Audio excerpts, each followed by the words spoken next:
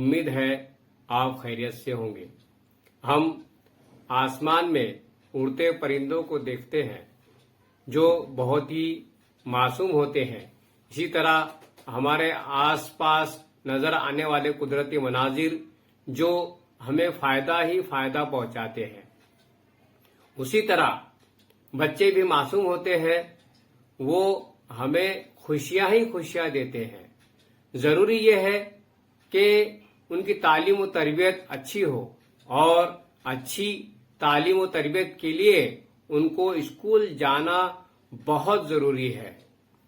اسی طرح ندا فاضلی کی نظم children are going to school, یعنی بچے اسکول جا رہے ہیں، یہ اس نظم کو سمجھیں گے۔